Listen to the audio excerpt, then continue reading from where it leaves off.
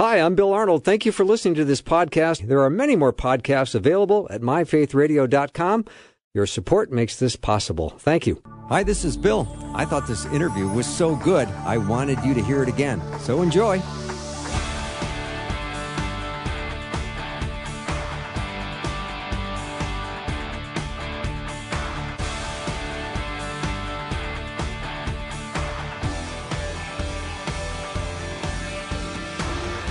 And a warm welcome to the afternoon show. I'm Bill Arnold. And today, which I'm looking forward to, we're going to be joined by Dr. Rebecca Rhee. We're going to talk about 1 Kings chapter 17. We're going to frame it as the challenge of receiving, I think, which is a very appropriate topic this time of year. And for those of you who have heard Rebecca before, she went to Yale Divinity School and studied Biblical Hebrew. She earned her PhD from Boston University. So she's loves the Hebrew Bible and loves storytelling and loves reading God's Word and teaching it. So we're glad to have her back. Rebecca, I'm looking forward to this study in 1 Kings 17. I am too. I really have enjoyed it. It's been one of the ones I've wrestled with more than some of the others. So I'm glad that I finally got to a place where I managed to get something out of it that's, I think, a little substantial. Well, my intrigue is high when you say things like that. So I'm really curious to find out why you struggled. So how do you want to go about it today? Should we, I know you like to read the entire chapter. Is that how we should start? Yeah, I'm just going to say, just to preview that reading, it's, we tend to think, especially at Christmas time, that the act of receiving is a rather straightforward thing. You know, someone offers you a gift and you reach out your arms and you take it, right? But sometimes it doesn't take long to realize that receiving is not straightforward at all. Sometimes we get things we don't need or want. Sometimes what we do get doesn't feel like enough to get us through. And sometimes we receive things that lead to anguish and struggle. Mm-hmm. So who we are as receivers is constantly changing depending on our circumstances. Ooh, already a lot of wisdom there, Rebecca. So today I wanted to look at a story about receiving, specifically receiving from God, which is something I think we all want to know a little more about, I believe. Mm-hmm. And aside from God, the story has two main characters, which is Elijah the prophet, and then a nameless widow he comes to live with during a time of drought. So I'm going to read an abridged version of 1 Kings 17. Now Elijah the Tishbite said to Ahab, "As the Lord of God, the God of Israel lives, before whom I stand, there shall be neither dew nor rain these years, except by my word." And the word of the Lord came to him, "Depart from here and hide yourself by the brook Cherit, which is east of the Jordan. You shall drink from the brook, and I have commanded the ravens to feed you there." So he went and lived by the brook Cherit, that is east of the Jordan. And the ravens brought him bread and meat in the morning, and bread and meat in the evening, and he drank from the brook. And after a while the brook dried up, because there was no rain in the land. Then the word of the Lord came to him, "Arise, go to Zarephath, and dwell there. Behold, I have commanded a widow there to feed you." So he arose and went to Zarephath. And when he came to the gate of the city, behold, a widow was there gathering sticks. And he called to her and said, "Bring me a little water in a vessel, that I may drink." And as she was going to bring it, he called to her and said, "Bring me a morsel of bread in your hand." And she said, "As the Lord your God lives, I have nothing baked, only a handful of flour in a jar and a little oil in a jug. And now I am gathering a couple of sticks that I may go in and prepare it for myself and my son, that we may eat it and die." And Elijah said to her, "Do not fear. Go and do as you have said. But first make me a little cake of it and bring it to me, and afterward make something for yourself and your son. For thus says the Lord, the God of Israel, the jar of flour shall not be spent, and the jug of oil shall not be empty until the day that the Lord sends rain upon the earth." And she went and did as Elijah said, and she and he and her household ate for many days.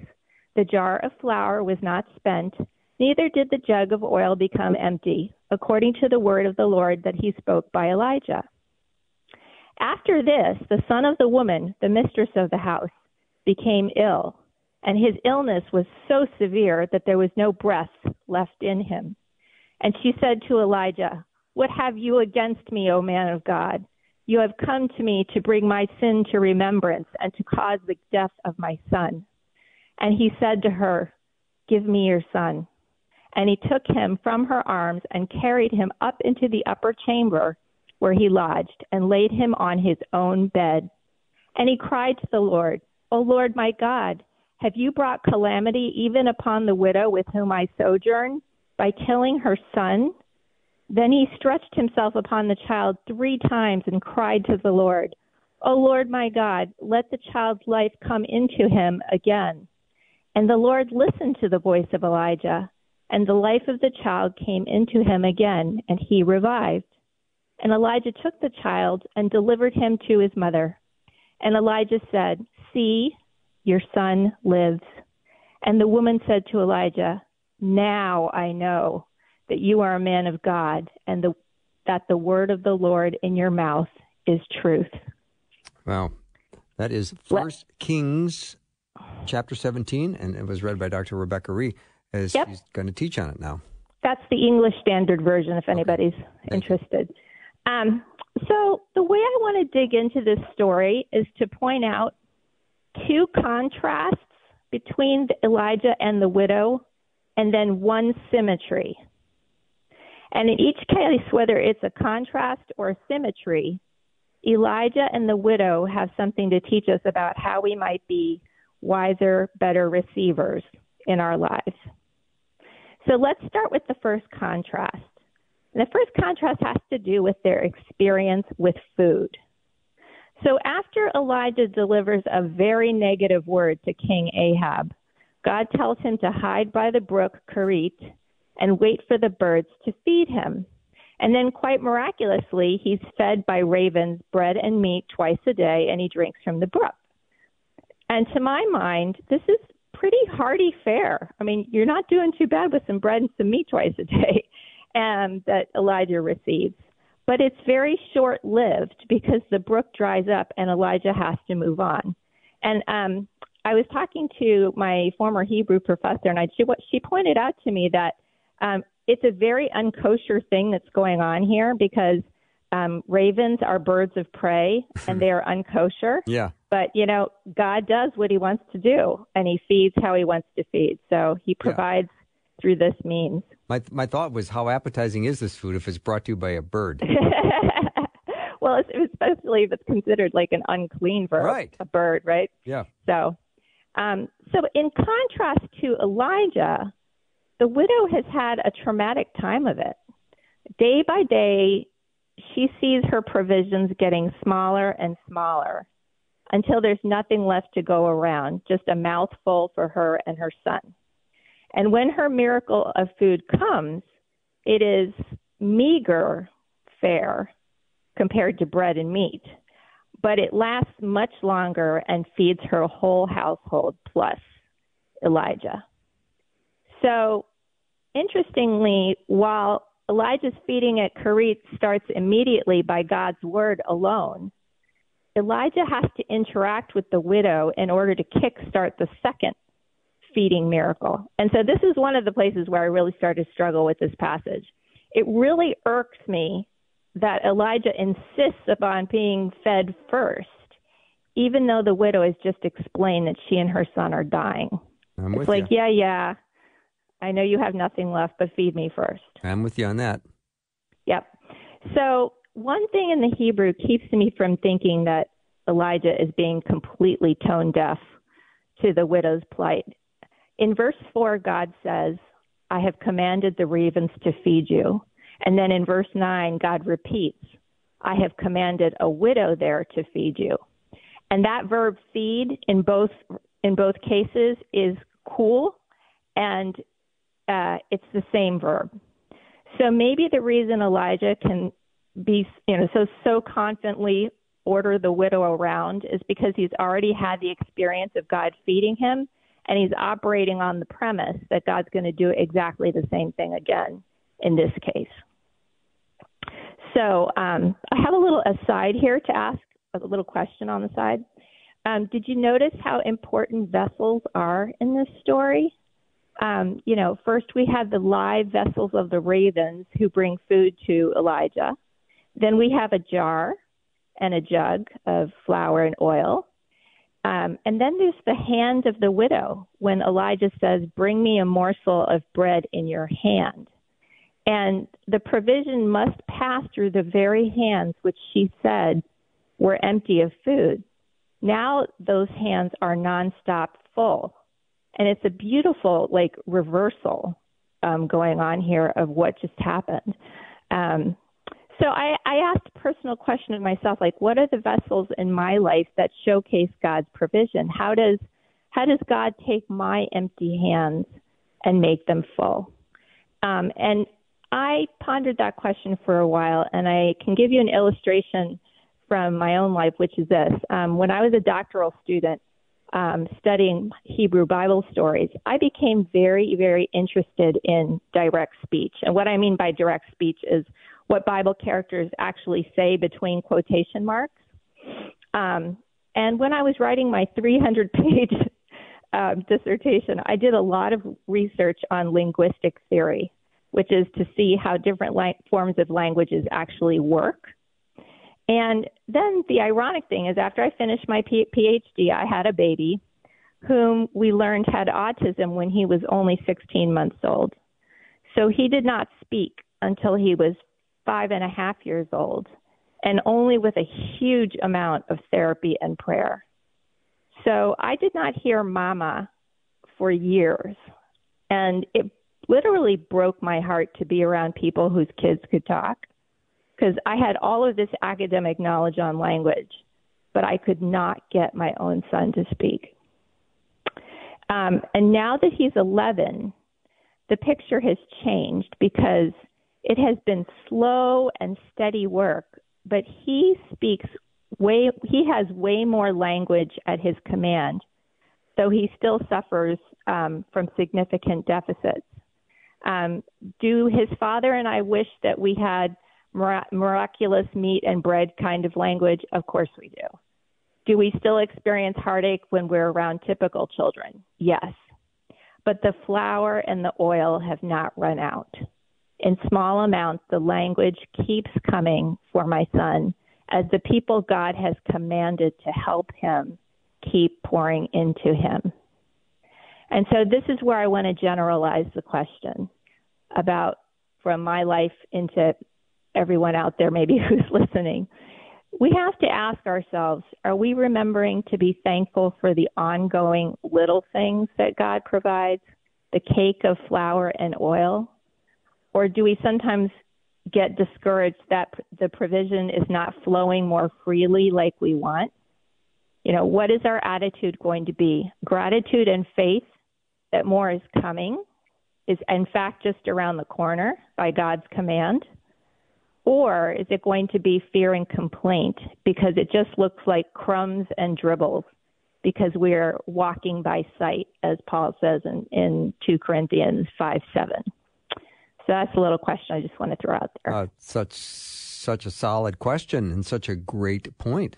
And I think all of us, including myself and Wyatt and everyone listening, have just reached a point of conviction because we've asked ourselves that question. Mm.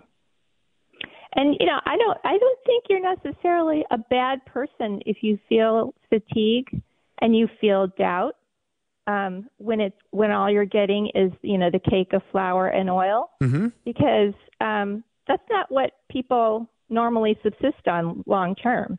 There have been times in my life that have been very difficult where I'm waiting and waiting and waiting for God to punch through. And I tell him things like, I'm very grateful that you allow me to walk on water, but this is not my natural habitat. Mm-hmm. And so, while we want to remain faithful and it really takes having a circle of people around you to help you remain grateful and faithful, we also have to have some mercy on ourselves and recognize that it's also part of the human experience.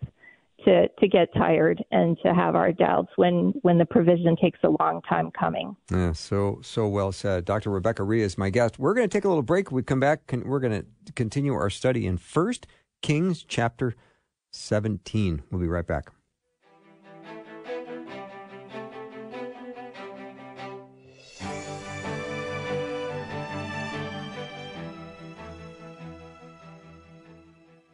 Hi, this is Bill Arnold, host of the afternoon show. Do you still believe God is good? I think oftentimes when you share Christ with people, they want to ask two questions. Is God good, and can God be trusted? So do you believe he cares about the condition of you and your life and your soul, and do you think he still answers prayer? Well, I promise Susie Larson is going to help you wake up to the goodness of God and point you towards healing and wholeness. If you're in for an adventure of a lifetime and to be used by God, just text the word good to 877-933-2484 to get encouraging texts, prayers, and devotions from our own Susie right to your phone. Connecting faith to life, Faith Radio.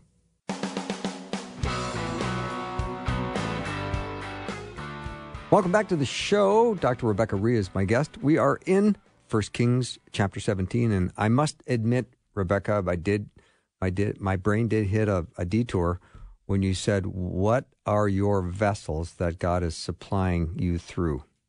I think that's how you said it. Did I get that right? You're basically saying, where are the places that are like a stage with a spotlight where we either see that provision or we don't? Yes, exactly. And I've been thinking about that. But anyway, I can process that more later after the show. I know we have to get back to the business at hand. So thank you for that. Well, it might come up later in our application section at the end. So we'll see about that. I'll be paying attention. So I told you that we wanted to look at two contrasts and one symmetry between Elijah and the widow. So let's talk about the second contrast between Elijah and the widow. And that involves how Elijah sees the widow of Zarephath versus how she sees herself. And because he is privy to God's word, Elijah sees this mistress of the house as a source of life-giving food, while she thinks she's a dead woman. And it's really dramatic. She has no idea how close she is to a breakthrough. She has no idea that God has commanded her to mediate a miracle. And she has no idea how concerned the God of Israel is for her and her household. And a few years back, I was reading a book by John Eldredge, who is a counselor and a writer, called Walking with God. And he introduced to me a concept called agreements. Now, agreements are a phenomenon that happens when we're struggling and a bad thought worms its way into our head. And we not only let it in, but we unconsciously start to nurture it. So we think, well, I'll never get out of this place. And so we agree with that. Or the worst is yet to come, and we agree with that. Or I'm alone, I'm a loser. You know, they come at us fast and furious, these dark thoughts, and we, without realizing it, put out our hand and handshake with them. We collaborate with them. We agree with them. It seems like we're living in this broken world, and we ourselves are so broken. It's so much easier to fall into an agreement than actually fight for the truth, to even recognize the truth, to say, you know, I got to search the scriptures, and I got to replace this agreement with something that's true. I've got to pray. I've got to talk to somebody that I trust. I've got to fight for my well-being. It's much harder to do that in this dark world.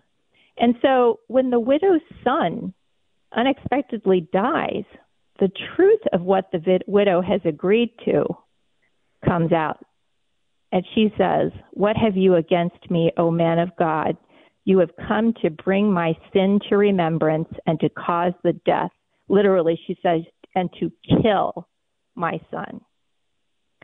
Now, no matter how long we've been Christians and how fervently we may confess that our sins have been forgiven by Jesus, I think many, if not most of us, still operate under the same agreement as the widow.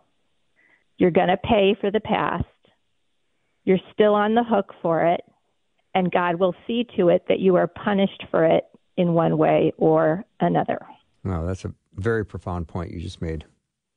I think a lot of us just it seems like the snap conclusion that we come to day by day. Mm-hmm. So personally for me, my ongoing struggle is to grasp just how secure I really am in God's care. All kinds of statements come to me in my head that want me to agree with them about how unsafe I am, how vulnerable to catastrophe. I'm a catastrophic thinker. Me too. And if you go to my website where I talk a little bit about my past, I was a victim of severe childhood abuse, which left me battling PTSD very badly. And as I said before, that manifests itself as never really feeling 100% safe, or sometimes feeling like if something good happens to me, I'll have to pay for it later when the other shoe drops. So it's a very uncomfortable place, and it's a place where it's a battleground for agreements in my head. So when catastrophe strikes, we discover what we really believe about God and what we really believe about ourselves way down. Maybe you're somebody that feels guilty, like you don't deserve to be happy. So God's going to, she said, you've killed off my son. Maybe you think God's going to kill off your dreams or your future or your joy because you don't deserve any of that. And you think God has something against you. Yeah. I know sometimes I've done that when my son's autism feels like it's too much to bear. Mm-hmm. Rebecca, I'm taking some notes here, and I got to go back and have you repeat something. Catastrophe strikes. When catastrophe strikes, we discover what we really think about God? Yeah, and ourselves, what we really, truly believe. Yeah. Because the two are linked. It's not like God is in the abstract. It's who is God to me? Uh-huh. Who am I to God? So that catastrophic thinking brings us to point number 3, which is the one place where the widow and Elijah seem to agree. And that is, both the widow and the prophet agree that the boy's death is undeserved and is an act of God, not a natural or a neutral event. Both of them take the boy's death extremely personally.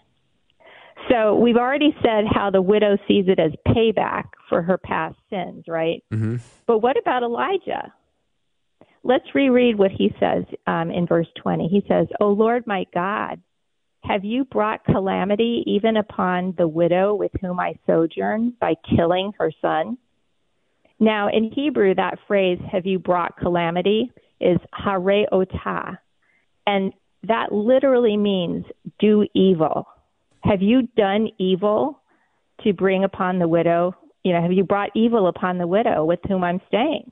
That's the question. He's actually questioning God's goodness and integrity regarding someone who has only done what she was supposed to do in hosting Elijah. Mm-hmm. And furthermore, you can hear Elijah's language starting to mirror hers when he too uses the kill verb to describe the boy's manner of death. So she says, "You've killed my son," and he says to God, "You've killed her son." So they're agreeing with this. And if we listen closely, we can hear just how horrified and flabbergasted Elijah, the mighty but utterly human prophet, might really be. And you kind of compare this to the beginning of the chapter, like how a lofty place that he occupied versus where he is right now. So in the beginning, he foresaw and announced the drought to King Ahab, check. And then he fled to the brook Kerit and was fed by the ravens, check. And then he commanded the widow to turn over all she had to him first to kickstart a feeding miracle, check. The food has been flowing, but you know what has dried up? The boy's breath.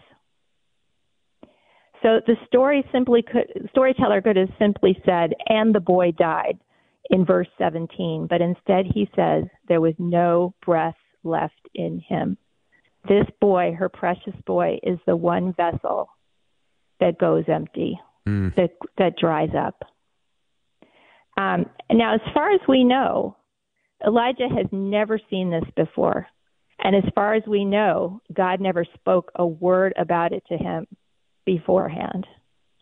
And I don't know about you, but I take extreme comfort in Elijah's upset in this moment, because he might be a mighty, mighty man wielding divine power to a degree that most of us will never know.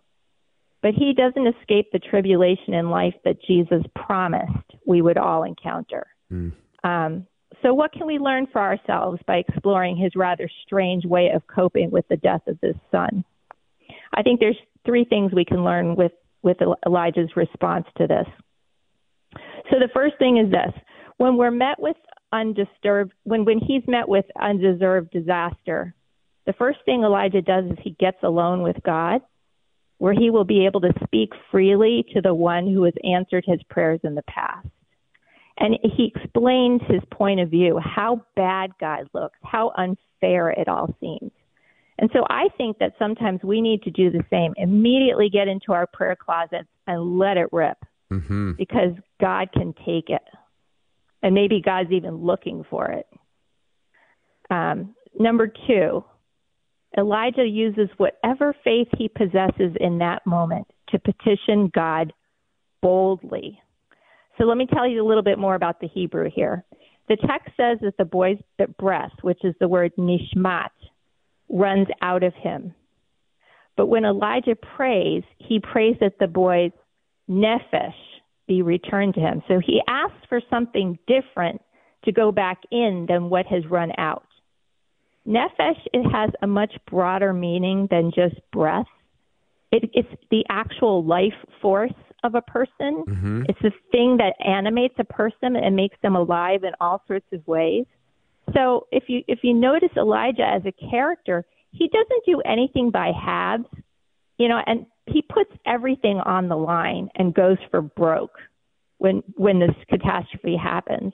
And I think maybe we should think about it the same way. When we're stuck in a really hard place, are we going to be intimidated and feeble in our prayers? Or are we just going to go for broke and say, I'm putting all on the line, just to like Elijah did? We see Jesus do this very same thing in another resurrection story in Mark 5. And in Mark 5, a little girl dies, and Jesus only allows 3 of his closest disciples to accompany him in reviving her. And why I bring this up, Jesus respects his own process, and so does Elijah. We have to be strategic about what works for us when we approach God boldly. We don't need to worry about how other people are doing it. We need to focus instead on the measures we've taken in the past that God has faithfully answered. Dr. Rebecca Rhee is my guest. If you just joined us, we are looking at 1 Kings chapter 17, and this is really a wonderful teaching on it, Rebecca. You've got so many gems here. Just the fact that respecting your own process, I know that just lit up in a lot of people's minds right now. Yeah, we get really wobbly, maybe that's the word, when catastrophe strikes. Yeah. And we start thinking, oh, well, if only I had the faith of so-and-so, and if only I operated like this person over here, when that's not, God's trying to engage you, not them. Right. And in that prayer closet, you got to go where you don't have to be self-conscious, and you turn to the things that God has responded to in the past, where you have shown your commitment to him in a specific way, and he's honored it. Mm-hmm. We're going to take a little break. Dr. Rebecca Rhee is my guest. You can learn more about her at RebeccaRhee.net. That's R-H-E-E. That's how she spells her last name. Rebecca, R-E-B-E-C-C-A, R-H-E-E, RebeccaRhee.net. We'll be right back.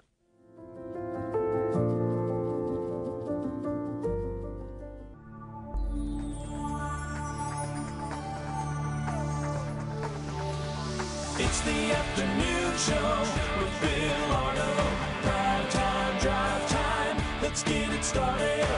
Jump in your car. What's for dinner? It's the afternoon show with Bill Arnold. If you did just jump in your car, you have missed some really great points that we're learning from 1 Kings chapter 17 from Dr. Rebecca Rhee. And Rebecca, I'm just going to recap a couple of these because I wrote them down, took some notes, and one of the things you were saying, if you have experienced an undeserved disaster, it may be wise, like Elijah did, just to get alone with God and speak freely. Now, I don't know, when you feel that kind of emotional fear or anxiety or rage, is it helpful to just unload on God, do you think, or do you fall on your knees in complete humility and submission? Well, I think we are but dust, to put it. Well said. And we have to. We're jars of clay. Isn't that how Paul said it? Yep. So we have to not only respect our process, but we have to respect our very composition, and recognize that we're not these like high and lofty creatures made of light that just float from one revelation to the next. I think, in fact, it's not just recommended that we get in the prayer closet and duke it out with God, but it's actually necessary, because I don't think we're in a position to receive. We're talking about receiving. Right. There's no room to receive anything from God when you are up to your neck in complaint, in fear, in doubt. I think you have to vocalize these things before God before there's any room, because he knows about them being there already. And he might have been saying, I remember a time in my life where I was struggling with a relationship, and I sat there looking out of a window, and I remember saying to God, I just don't have enough love for this person. And it took me a long time to be able to even admit that to God in the privacy of my own little apartment, to just say, I don't have enough love for this person. And you know what I heard back? Great. I've been waiting for you to finally get there. Now we can do something. Oh, wow. Okay. I appreciate that. Even when we talk about something like undeserved disaster, of course, the rain falls on the just and unjust alike. I sometimes, hear people say, why me? And of course, I think, why you? Or why not you? I go back and forth. But I mean, I'm saying that hoping it's not me next time, even though it's going to probably be me next time. Well, and the best thing we can do is to say, I don't know, to say as Christians, one of the best things and most powerful things we can say is, I don't know. Yeah. I don't know why it's you this time, but I'm here and I can listen. And if you need help with somebody saying, hey, you know what? That sounds like an agreement. I have people who help me. They're like my agreement detectors, like a carbon monoxide detector. Yeah. They're around me, and when they sense something not right in the atmosphere of what I'm living spiritually, they go, that sounds like a dark agreement. Are you collaborating with that thought? I would love having those kinds of people speaking that kind of truth regularly. So I'm glad you have that, and really I do too. But that's really good. Well, so that's why you need to get it off your chest first. Good point. Good point. Yes. And then Elijah uses whatever faith he has, but uses it boldly. Yes, he just goes for, I love that about him. He just goes for broke. Yeah. Because he's never been in a position like this where he has, the agenda set out before him before it even happens, the way he did before. God told him everything, the script before. This is the first time something happens, and it's the worst thing. And he's never seen it before. So, I think it's, just going for broke is something I really like about him. And I love the words you used. Is it nefesh? That's to kind of breathe, nefesh. Nefesh, to breathe life force back in, more than just returning of breath, but something even bolder than that, which I think is great. Yes, he's asking for the whole package. Yeah. There. And should we not be doing that all the time, Rebecca? I think that's true, but there's something about the level of desperation that we reach that makes us start to envision what that full package might be. When we're happy and satisfied, I don't think we're contemplating those kinds of questions. But when you're holding a dead boy in your arms, I think that brings you to a whole new place. Yes. Of what that means. And as for the woman, I mean, I keep thinking of the comparison between Elijah says, well, that's fine. Make yourself some bread, but bring it to me first. Bring me all that you have first, and then go feed yourself. I think it's the same thing. This boy's remains, think about how carefully we curate the remains of those that we love when they pass on. This boy's remains is all she has left. Mm-hmm. And he's saying, hand him over. Mm. It's just, it's unbelievable what she goes through and where she comes, what conclusion she comes to. So the final thing that I wanted to say about this, what we learned from Elijah is, when the boy does revive, Elijah goes gently with the mother. Again, she's just handed over everything she has.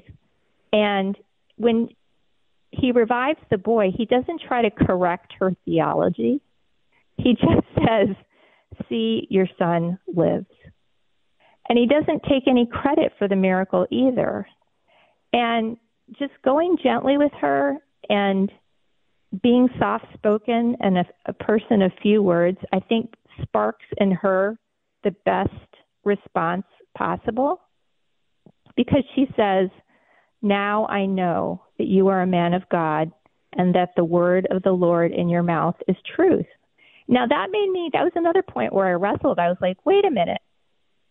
She and her household have been eating this miraculous bread the whole time. Did that not convince her that God was, working, that he was a man of God? Well, apparently not. It reminded me of when the disciples were feeding the multitudes and they were passing out the bread and the fish, and then there was leftovers, and Jesus asked them about the leftovers, but they didn't get it. Like their faith wasn't perfect about it, but the miracle still happened. Well, her faith wasn't perfect about, the bread passing through her hands, but it was enough to operate, to actually spark that miracle. It got the faucet turned on. And the other point is, she didn't even have to witness the boy's resurrection to know that the prophet's words probably had something to do with it. And I noticed a pattern here when I'm talking about words.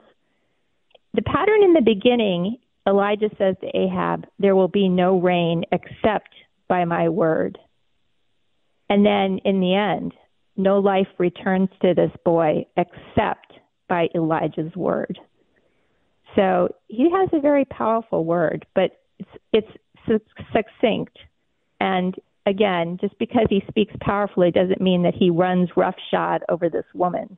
He goes gently with her. Mm-hmm.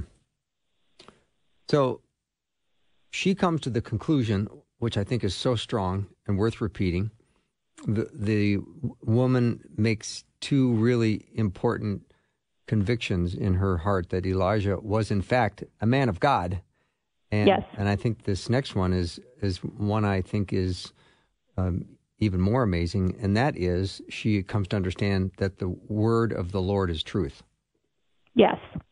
As mediated by Elijah, that actually human beings can do that. Mm-hmm. This human being, anyway. Yeah. And that everything she was saying before about you come here to do payback, like that's all wrong. That she just, in saying the word in your mouth is truth, she just cracked and fractured that agreement that she had made with the dark voice in her head. Mm-hmm.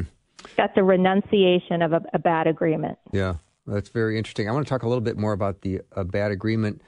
And also, I got some other questions for you. Dr. Rebecca Rhee is my guest. We're in 1 Kings chapter 17. What an amazing story. We'll be right back.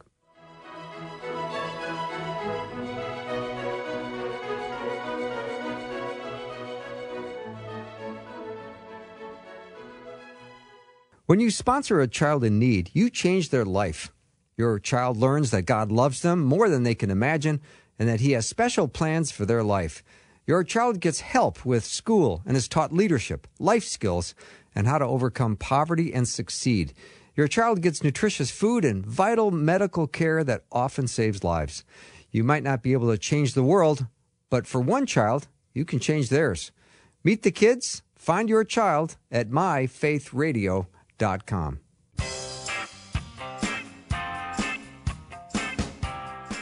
I'm back with Dr. Rebecca Rhee. We're talking about 1 Kings 17, and right before the break, Rebecca, we were talking about a bad remembrance, and I'm thinking that the widow interpreted her son's death as Elijah's way of bringing back this bad remembrance of her former sins. Yes. Yeah, payback, total payback. Just payback, yeah. And that Elijah's presence in her home, he comes into her home. Yeah. All of a sudden, she feels that this is God having her recall her past sins. And the Lord was going to punish her by putting her son to death. Seems pretty literally radical. killing him. Yes. Killing him, yes. Ouch. Yes. Well, let me kind of wind up the teaching by giving a couple of little prayers there, which is some of us need to be praying, "Oh Lord, my God, let your life come back into me again because there's no breath left in me." And some of us this time of year need to be praying, "Thank you, Lord, that the word of your mouth is truth and that my breakthrough is near." And then some of us, and you wanted to talk a little bit more about that, need to renounce any agreements that we may have made about ourselves and God in our circumstance. Because we're always going to run into a circumstance, no matter who we are, that is completely unexpected and painful. But God is going to give us that ongoing flow of faith to get through it. Mm-hmm. And Rebecca, you said something which I know resonated with many people driving home right now in their car, and that is your breakthrough is near, because that's a lot of kind of situation a lot of people are in right now. They're in need of a breakthrough. Yes. Well, and again, she had no idea just how near it was. She didn't have a clue. She probably was thinking things are getting worse, not closer to a breakthrough. Right. Yeah. Yep.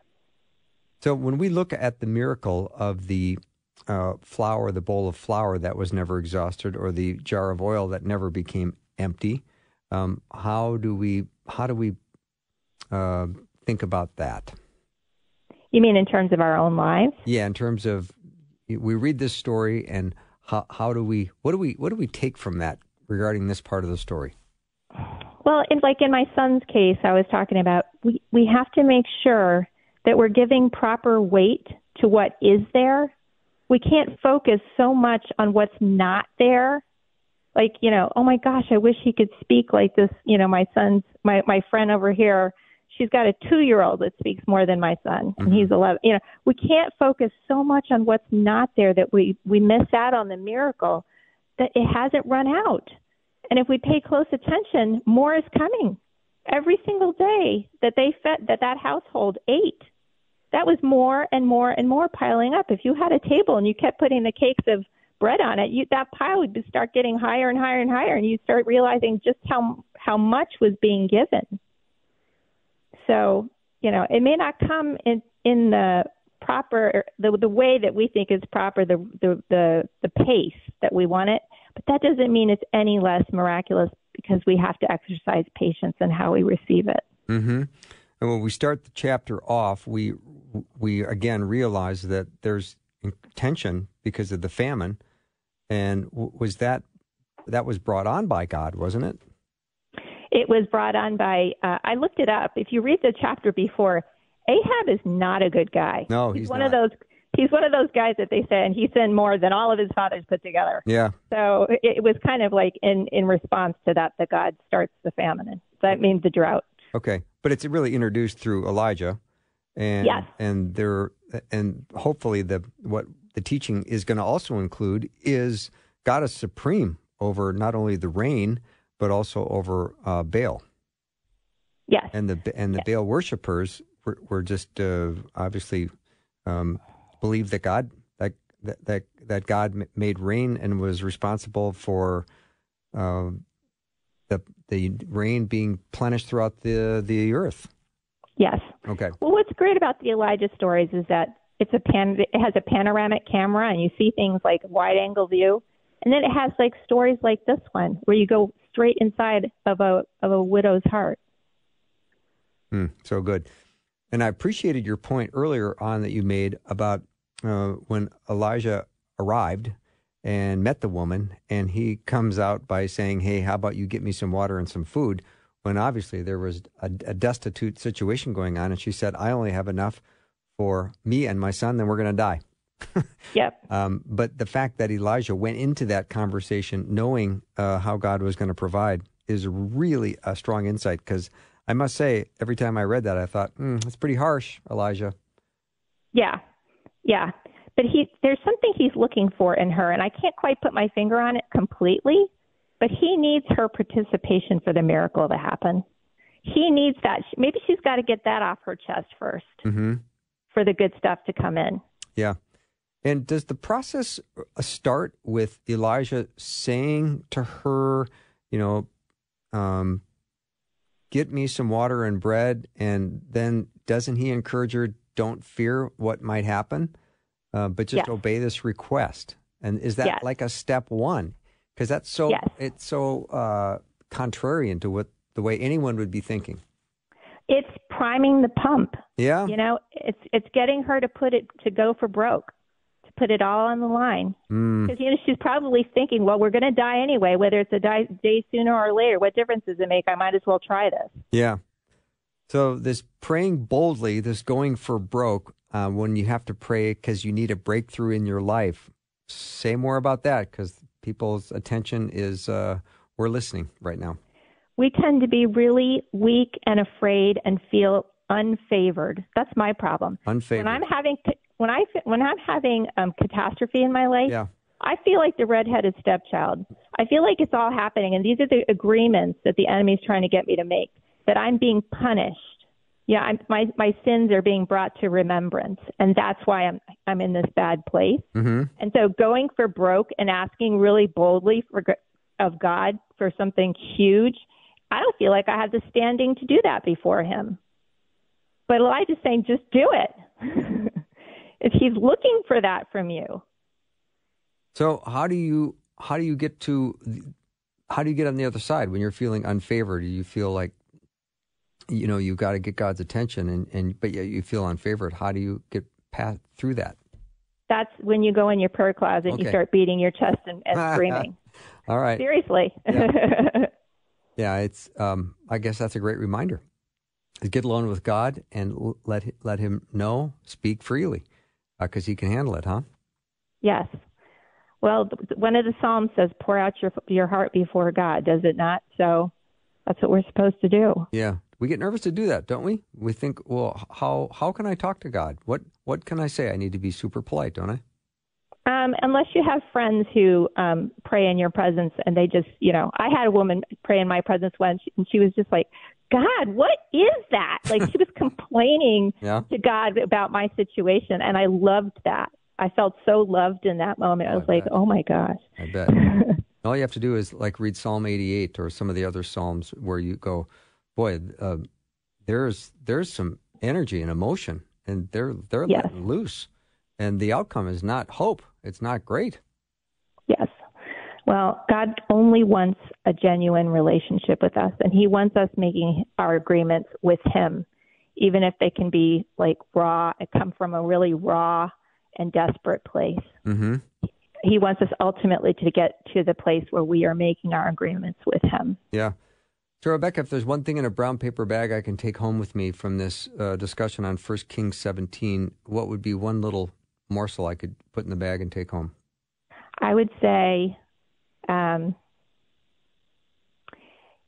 would say pay attention, because God may have commanded something concerning you, and it's may about to emerge.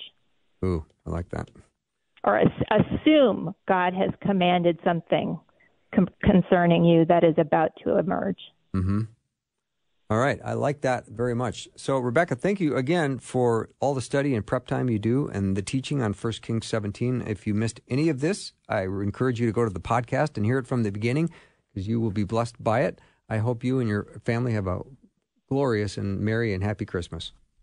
Thank you. You bet. Always great to be with you. Rebecca Rhee has been my guest. You can learn more about her at her website, RebeccaRhee.net. That's RebeccaRhee.net. She has a newsletter that you can sign up for free and get a sample of her writing that comes regularly to your mailbox, your email box, and you will love it. That wraps up our show for the day and for the week. Thank you for supporting Faith Radio. See you next week.